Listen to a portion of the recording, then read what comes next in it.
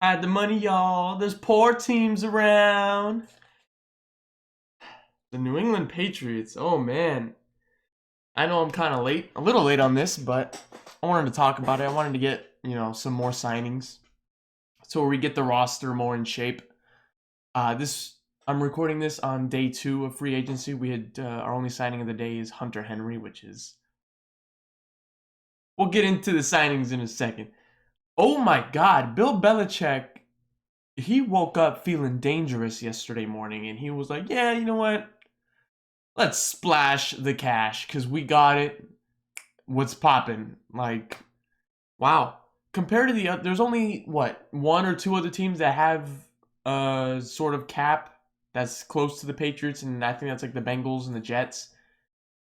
Those guys didn't sign anybody, and the Jaguars too. The Jaguars. None of these teams really signed that many. I think it was the Bengals that had the biggest signing with Trey Hendrickson, which is a great signing, by the way. It's great for them, help the pass rush and the run stop, but they need offensive linemen. I feel like they should have went for Joe Tooney for Burrow. I mean, the Chiefs got him. He's not going to turn that down, but the Bengals should have been more of a player there.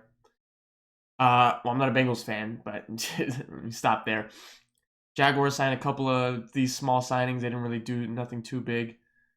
I think they got Carl Lawson, another defensive end, which is, I mean, he's good, but is that really what they need? Probably not. But New England, oh man, where do I start? I guess let's start on the defense. Matthew Judon was our big money signing for the defense, and what a signing that is. He's a great linebacker that really uh, got in his stride this season with the Ravens. I think he brought like 6.5 sacks, which is great. He's going to be great for the run defense because I feel like our worst part of our defense last year was our front seven, our interior. So he's going to help big time. What was it? Jalen Mills? Yeah, Jalen Mills. He's a good secondary. I know maybe to some it's a puzzling signing, but I think he's a perfect type of secondary player for the Bill Belichick type of defense. He's like a utility player. He can play any position in the secondary, and I think Belichick's gonna get him right, and he's gonna be a very useful player for us. Again, for the defense, it's Devon Godshaw, the nose tackle. He was for the Dolphins, I believe. He's actually a really good D tackle, and he's great for run defense. And I can't wait to see him in a Patriots uniform. I think he's going to be a great player. And well, yeah, he's. I mean, I think he got like half a sack. He's not one. He's not a D tackle known for sacks. It's more like to hold up as many interior offensive linemen as he can to let like linebackers and defensive ends get one on ones and stuff. And he excels in that with Miami, and we got him for a good price. I think the 2 year 16 is perfect, and I think he's going to be a big impact. We also re-signed Dietrich Weiss Jr., which I think is a great signing because I mean he isn't. What do we got him in the draft? He's made some good plays, but he's definitely not a consistent player. He's like we haven't seen that consistent side of him, so I'm hoping this is like his 4th or 5th year now, and I think we'll see more productivity out of him. And with like Chase Winovich on the other side, we're gonna have a good D line and we're gonna have a good front seven. And I can't wait. I think Dante Hightower's coming back. It's gonna be nice. We're gonna be nice. All right, let's move over to the offensive side of things, where we completely reloaded that offense of targets. Well, we traded for Trent Brown earlier in the week, which I think is a great tackle. We had him before, but we had him on a prove it deal, and he excelled a lot. But we didn't want to splash the cash like Las Vegas did to get him. And next thing you know, we trade for him the next offseason, and we got him for cheaper than that deal. So I think that was a great deal. We lost Tooney. That's gonna hurt. Tooney was definitely one of the best offensive linemen in the NFL. David Andrews is still a free agent. I heard we're trying to re-sign him, but we have some competition there. I think re-signing David Andrews is probably the biggest priority right now. Other than that, would maybe be like a running back, maybe like a Chris Carson or a Leonard Fournette. I know Tampa Bay wants to bring back Fournette. He also has an offer from Seattle, but I think he's waiting on Tampa Bay and New England, see if they want to make a move. Carson, I think he's a decent running back, but I would like to see maybe like a third down back like James White. I'd love for the Patriots to bring back James White. I heard Tampa Bay wants to sign him and reunite him with Tom Brady. That's going to be scary if that happens. Because I think Damian Harris, I mean, he had a great season. Well, he had a good season for a rookie. And I think he's going to be a lot better. We're going to give him more of the workload this year. I think he's going to come into his own. I think he's going to be 1,000-yard rusher this season, if not close to it. But other than the backfield, we loaded up with Jonnu Smith, who I think is going to be a great red zone target. And he's like a Gronk-esque, type of tight end. If he's going, it's going to be hard to tackle him. He's a very physical guy. He's a good blocker. And again, in the tight end position, we decided to double dip a little bit because why not? We got the cash. Hunter Henry, which is I think he's a great receiving tight end who's also a good blocker. It's definitely going to open the offense more for McDaniels, which I really like because McDaniels is a good offensive mind. We're going to be able to run a lot more play action, like double tight end formations, which I think is gonna be really good for us and Cam, because I wasn't a big fan of Cam when he first signed with us. It's because I knew what he was. It's like I've never really liked him, even when he was an MVP. That Super Bowl, I completely predicted the Broncos would dominate, and that's exactly what they did. I don't think Cam is. Well, he's not even at that level he used to be. But I can't completely put the blame on him because we did not have a good offense. So I'm okay with signing him. Like Nate Burleson, he's a low risk, high reward, and I'm completely behind that. And I think he was a good signing for what was left in the quarterback market, because we don't really want to trade and give up a bunch of draft picks for these guys like Deshaun Watson and Russell Wilson. But now with some of these targets we got now, yeah, Cam's got no excuses this season. Besides the two tight ends, we signed Nelson Aguilar, which it's a little puzzling, that one, because we got him on a 2-year, $26 million deal. $13 million a year for Nelson Aguilar. I mean, he's a good vertical threat. I mean, he'll be the best vertical threat that we have. But like a Kenny Golladay, I heard teams are staying away from him. I'm not sure why. Maybe he wants like a huge amount of money. I don't know. Or maybe like a Juju Smith-Schuster I would have liked to see. But I don't think Juju would join the Patriots. Or even trade for AJ Green. I think that deal's still on the table. We could restructure his contract, get him for like a 4th or 5th round pick. I think that deal could still happen. But Aguilar, I mean, yeah, he improves our wide receiver core, but there's a couple other wide receivers we had, or that's out there in free agency, that we could have definitely gotten. And the other is Kendrick Bourne, who I like Kendrick Bourne. He had a career season last season. I think he's really going to break out this year. He's kind of like a slot receiver-esque type of, it's like a flat receiver. You give it to him in the flat, and he can create. He's a run after catch type of guy, and I like that in a player. And I think he's going to be good. Again, improves our wide receiver core. It is going to be interesting to see Aguilar, Bourne, and Edelman line up with Hunter Henry and Jonnu Smith.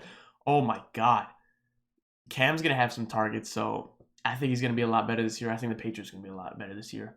I definitely think we're going to make the playoffs. We'll probably be a wild card team. I don't think we're a top 2 division type of team. I think we'll get through the wild cards, but we'll probably... I think we'll give a divisional team a run for their money, but I don't think we're getting past divisional round, to be honest. Unless these, like, Cam really needed some good targets and stuff, and we gave that to him. But there's nothing else to do but just watch preseason, week 1, see what we got, and I'll probably have a better prediction after I see either week 1 or actually preseason. I'll probably have a better prediction, see how they play and how the offense looks after, because then we're gonna have to restructure the offense for another straight season after Cam comes in, and now we have 2 tight ends to work with.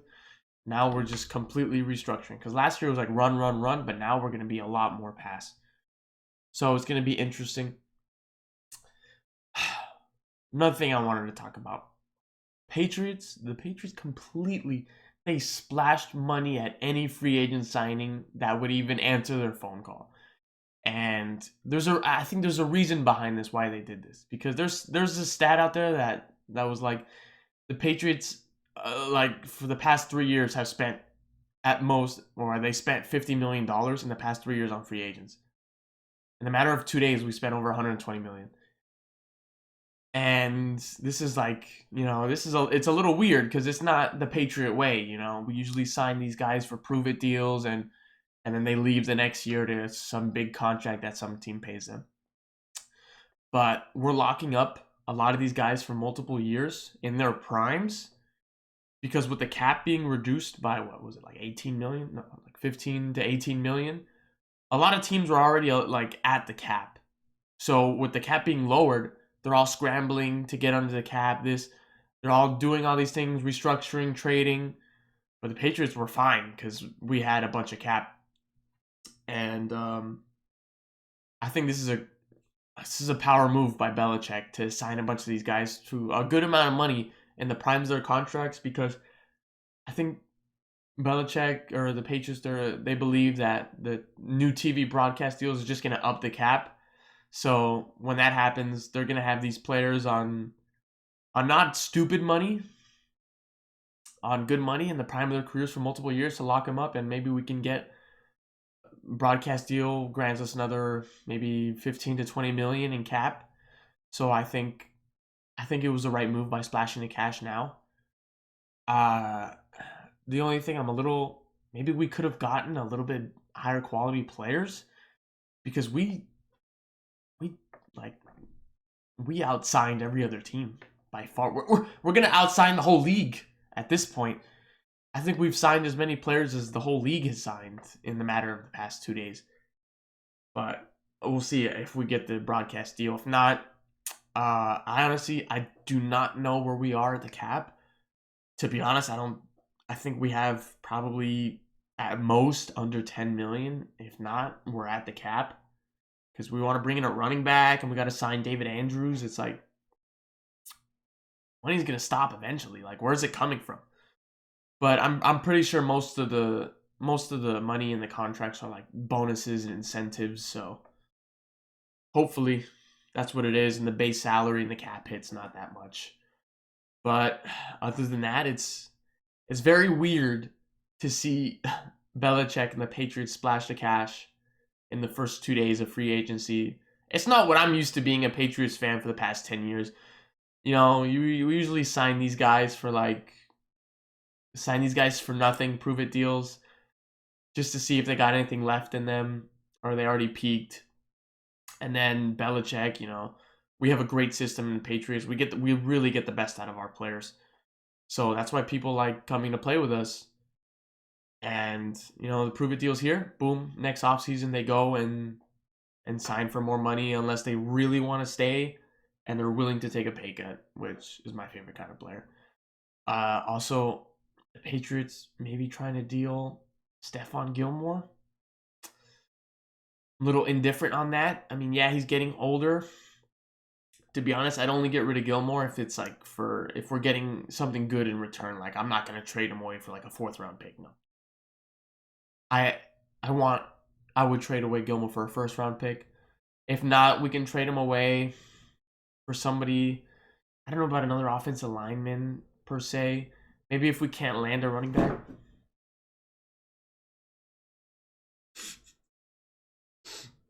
Okay, well, Anakin's gonna stay here with me.